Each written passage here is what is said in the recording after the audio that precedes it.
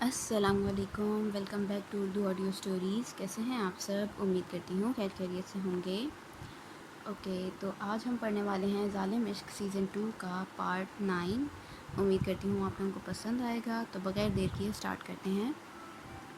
میرب نے 2 چائے کے کپ ٹرے میں رکھے اور اٹھائے کمرے کی طرف بڑھی۔ کمرے کے پاس آتے اس نے ایک ہاتھ سے دروازہ کھولا اور اندر داخل ہوئی۔ ابھی اس کا ہاتھ دروازے پہ ہی تھا کہ اس کی نظر مرر کے سامنے کھڑے یزدان پہ پڑی۔ وہ مبہوت سی اسے دیکھنے لگی۔ یزدان بلیک شلوار قمیض پہنے اپنے سیاہ نم بالوں میں ہاتھ پھیر رہا تھا۔ چھوٹے چھوٹے پانی کے قطرے اس کے چہرے پہ گرتے مزید 4 چاند لگا رہے تھے۔ اس کی باروب مردانہ شخصیت میرب کو جیسے اپنے سحر میں جکڑ رہی تھی۔ وہ لاپرواہ سے انداز میں بالوں میں ہاتھ پھیرتا چلا جا رہا تھا۔ بے اختیار میرب کے منہ سے نکلا ماشاء اللہ۔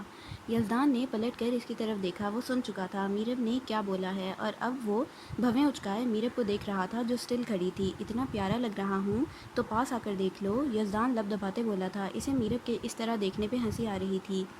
میرب نے ہڑبڑاتے ہوئے چہرہ پھیرا، دروازہ بند کیا اور کمرے کے وسط میں پڑے صوفے کی طرف بڑھی۔ اسے بالکل بھی اندازہ نہیں تھا کہ یزدان اس کی بڑبڑاہٹ سن لے گا۔ وہ شرمندہ سی ہوتی اب ٹیبل پہ چائے رکھ رہی تھی۔ یزدان نے لب دبائے ایک نظر خود کو آئینے میں دیکھا۔ اب وہ سر جھٹکے رسٹ واچ پہن رہا تھا۔ دوبارہ سے ایک نظر آئینے پہ ڈالتے اس نے اپنے بالوں میں ہاتھ پھیرا اور صوفے کی طرف بڑھا جہاں میرب اس وقت چائے لیے بیٹھی اس کا انتظار کر رہی تھی۔ صوفے کے قریب آتے یزدان نے اپنے بازوؤں کے کف فولڈ کیے اور میرب کے ساتھ والی خالی جگہ پر براجمان ہوا۔ میرب یزدان کی چائے میں چینی مکس کر رہی تھی۔ یزدان نے ایک سرسری سی نظر اس پہ ڈالی، پھر اس کے سامنے پڑے چائے کے کپ کی طرف دیکھا۔ یزدان کی نظر چائے کے کپ سے ہوتے اس کے ہاتھ پہ پڑی۔ مخملی گوری رنگت، بے داغ جلد۔ یزدان کی نظریں بے اختیار اس کی کلائی کی طرف گئی تھیں۔ میرب نے چینی مکس کرتے چمچ نکالتے پلیٹ میں رکھا۔ یزدان کی نظریں اس کے چلتے ہاتھ کے ساتھ ساتھ ہی گردش کر رہی تھیں۔ وہ مبہوت سا اس کی کلائی کو دیکھ رہا تھا۔ آپ کی چائے؟ میرب کی آواز پر یزدان نے چونک کر اس کی طرف دیکھا۔ آپ کی چائے؟ وہ پھر سے بولی تھی۔ یزدان نے بنا کچھ کہے اس کے ہاتھ سے چائے لی۔ اس کی نظریں ایک بار پھر سے میرب کی کلائیوں پہ جا ٹھہری تھیں۔ وہ بہت غور سے اس کی کلائیوں کا جائزہ لینے میں مصروف تھا۔ وہ کیا تلاش کر رہا تھا؟ تم نے چوڑیاں کیوں نہیں پہنی؟ وہ بے اختیار بولا تھا۔ میرب سٹپٹائی۔ اس نے چونک کر یزدان کی طرف دیکھا جیسے اس نے کچھ غلط سن لیا ہو۔ میں نے کوئی مشکل سوال تو نہیں پوچھا؟ یزدان نے بولتے نظریں پھیری تھیں۔ اب وہ اپنی چائے میں مصروف ہو چکا تھا۔ میرب سے یہ سوال پوچھنا اسے کافی احمقانہ حرکت لگی تھی۔ اب پوچھ لیا تھا اور اب کچھ ہو بھی نہیں سکتا تھا۔ میرے پاس چوڑیاں نہیں ہیں۔ میرب کا لہجہ بے اختیار بھیگا تھا جسے یزدان نے بخوبی محسوس کیا تھا۔ ایک پل کو وہ رکا، پھر بولا، بازار سے لے آنا۔ بلکہ ہم لے آئیں گے۔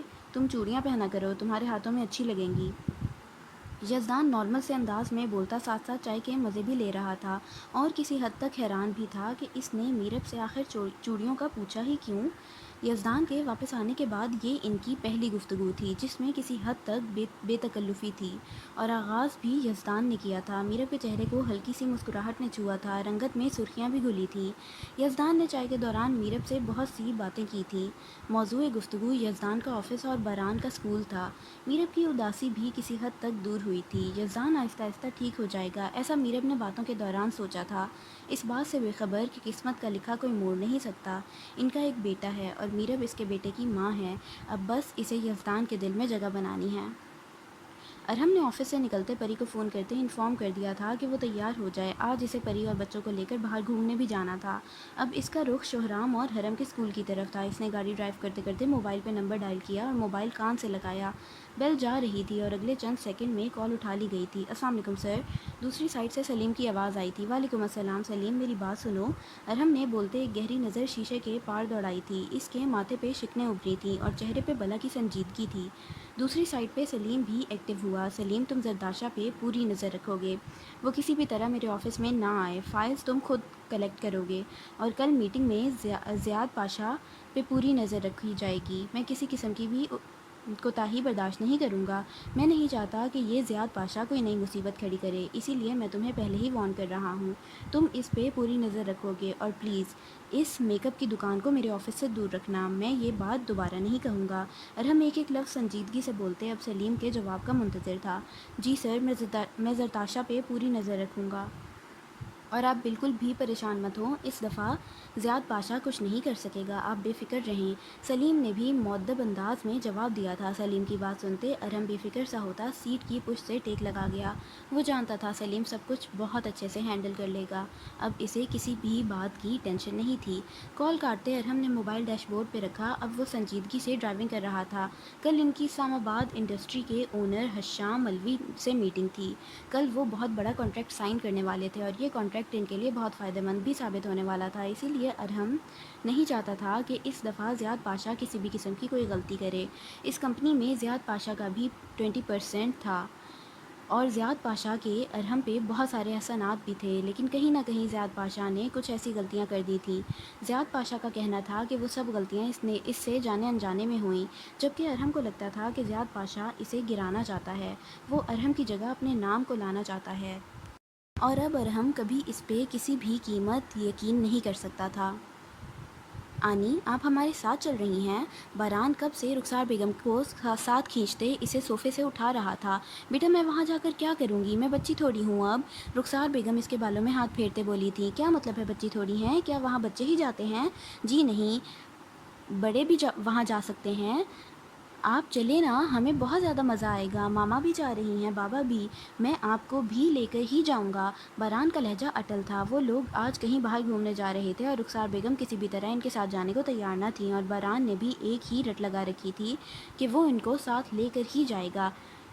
باران، تم نے بالکل صحیح کہا تھا، واقعی اس گھر میں تمہاری کوئی عزت نہیں ہے۔ یزدان جو ایک سائڈ پہ کھڑا تھا، اس نے بھی موقع دیکھتے اس کا فائدہ اٹھایا تھا۔ وہ ایک سنگل صوفے پہ ٹانگ جمائے بیٹھتے بولا تھا اور افسوس بھری نظریں باران پہ ڈالیں۔ یزدان کی بات پہ رخسار بیگم نے اسے گھورا تھا، جسے یزدان نے سرے سے اگنور کیا تھا۔ یزدان، وہ بچہ ہے، تم بھی اس کے ساتھ مل گئے ہو۔ رخسار بیگم نے اسے ڈپٹا تھا، جس پہ یزدان نے شانے اچکائے۔ میں آپ لوگوں کا بیٹا ہی نہیں ہوں، مجھے تو سمجھ نہیں آتا میں اس گھر میں رہ کیوں رہا ہوں جہاں میری کوئی عزت ہی نہیں ہے۔ باران بھی منہ پھلائے بولتا ہاتھ باندھے صوفے کی ایک سائڈ پہ بیٹھ چکا تھا۔ میں تو پہلے ہی کہہ رہا تھا ہمیں جانا ہی نہیں چاہیے، یزدان نے چور آنکھوں سے رخسار بیگم کو دیکھتے کہا تھا۔ اب کی بار میرب اور رخسار بیگم دونوں نے اسے گھورا تھا۔ باران میرا بچہ، اٹھو ہم ابھی چلتے ہیں۔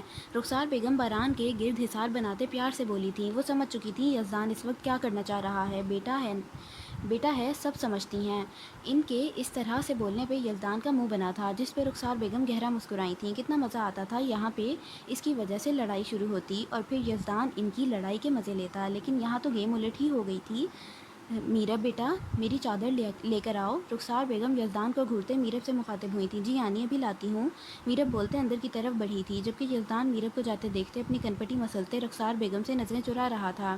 چلو اب، وہ غصے سے یزدان کو گھورتے بولی تھیں۔ یزدان انتہائی بے دلی سے صوفے سے اٹھا، ٹیبل سے گاڑی کی چابی اٹھائیں اور باہر کی طرف بڑھا۔ کتنا دل چاہ رہا تھا نا اس کا کہ گھر میں لڑائی ہو اور وہ اس لڑائی سے لطف اٹھائے، لیکن وہ رخسار بیگم ہی کیا جو اسے مزہ لینے دیں۔ ارہم پچھلے 1 گھنٹے سے پری کے ساتھ مال میں خوار ہوتا پھر رہا تھا، لیکن مجال ہے کہ پری کو کچھ پسند آ جائے۔ وہ کب سے کبھی ایک دکان میں گھس رہی تھی اور کبھی دوسری دکان میں، اب تو حرم اور شوہرام بھی تنگ آ چکے تھے۔ پری یار جلدی کرو، میں تھک چکا ہوں، اگر تمہیں کچھ نہیں لینا تو چلو ہم کھانا کھا لیتے ہیں، ارہم تھکے تھکے سے انداز میں بولا تھا۔ وہ واقعی 1 گھنٹے سے چلتے چلتے تھک چکا تھا، لیکن پری مجال ہے اسے کچھ پسند آئے۔ پری نے ان کی باتوں کو سرے سے اگنور کرتے سامنے لگے شیشے میں YSL کی ہیل دیکھی۔ ارہم، وہ دیکھیں YSL کی ہیل، اس نے کہا تھا آپ نے کہا تھا آپ مجھے لے کر دیں گے۔ پری معصوم سی شکل بناتے ارہم کی بازو تھامے بولی تھی۔ میں نے کب کہا؟ ارہم نے حیرانی سے پری کی طرف دیکھا تھا، وہ پری کو ایسی فضول بات کبھی نہیں کہہ سکتا تھا۔ وہ جانتا تھا کہ پری کبھی ہیل نہیں پہن کر صحیح سے نہیں چل پاتی۔ تو مطلب آپ کہہ رہے ہیں کہ میں جھوٹ بول رہی ہوں؟ پری ارہم کو گھورتے ہوئے بولی۔ میں نے کب کہا تم جھوٹ بول رہی ہو؟ ارہم حیران ہوا تھا۔ ہاں، میں تو بس یوں ہی باتیں بنا رہی ہوں نا، میرا دماغ خراب ہے، پری غصے سے بولتی ایک جھٹکے سے ارہم کا بازو چھوڑ چکی تھی۔ میں نے کب کہا کہ تمہارا دماغ خراب ہے؟ ارہم مزید حیران ہوا تھا۔ ابھی کہا آپ نے، پری تڑپتے لہجے میں ارہم کو گھورتے بولی تھی۔ یار میں نے کہا ہی نہیں۔ صحیح معنوں میں اب ارہم کی شکل رونے والی ہوئی تھی۔ اس نے اپنے دماغ پہ بھی زور ڈالنے کی کوشش کی تھی کہ شاید اسے یاد آ جائے۔ اچھا تو اب میں بہری بھی ہوں؟ پری نے دانت پیسے تھے۔ یا اللہ، کس کے ہتھے چڑھ گیا میں؟ پری میں نے تم سے کب کہا کہ تم بہری ہو گئی ہو؟ کچھ پل کے لیے ارہم کا دل دل چاہا تھا کہ وہ سامنے والی دیوار میں اپنا سر دے مارے۔ واقعی اس لڑکی سے بحث کرنے سے اچھا تھا کہ وہ اپنا سر ہی پھاڑ دیتا۔ مجھے نہیں پتا، مجھے وہ ہیل لے کر دیں ورنہ میں یہاں سے 1 انچ بھی نہیں ہلوں گی، پری اٹل لہجے میں بولی تھی۔ بابا، جب آپ جانتے ہیں کہ اب آپ کی نہیں چلنے والی تو بحث کرنے کا فائدہ؟ آپ ممی کو وہ جوتا لے دیں، ویسے بھی ممی سے پہنا تو جانا نہیں ہے، یہ بس آپ سے ضد کر رہی ہیں۔ شوہرام بھی انتہائی بیزاریت سے بولا تھا۔ حرم نے بھی اس کی بات میں تائید کی۔ چلو میری ماں، لے لو اور لکھ کے رکھ لو، آئندہ میں تمہارے ساتھ بازار نہیں آؤں گا۔ ارحم غصے سے بولتے پیر پٹکتے آگے کی طرف بڑھا تھا جہاں پری وائسل کی ہیل پسند کیے بیٹھی تھی۔ ہیل لینے کے بعد ارحم نے بڑی مشکل سے پری کو دکان سے باہر نکالا تھا اور وہ تن فن کرتا پری کو کھانے کی طرف لے کر آیا تھا۔ شاپنگ کے نام پہ عورتوں کی بھوک تک اڑ جاتی ہے، یہ ارحم کو پری سے شادی کرنے کے بعد پتہ چلا تھا۔ پری اور ارحم نے اپنے لیے پاستا منگوایا تھا جبکہ حرم اور شوہرام پیزا کھانے میں مصروف تھے۔ تبھی پری کی نظر سامنے سے آتی رخسار بیگم پر پڑی تھی۔ ان کے پیچھے ہی میرب اور باران بھی تھے۔